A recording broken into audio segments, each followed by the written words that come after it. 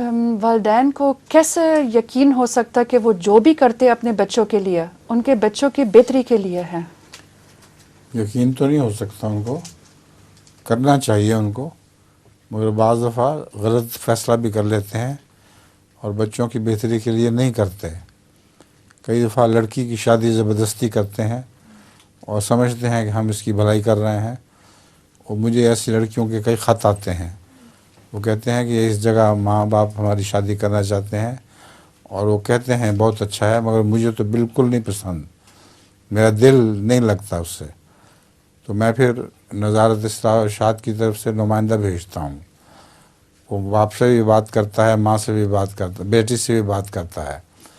اور نتیجہ یہ نکلتا ہے کہ آپس میں سمجھوتا ہو جاتا ہے،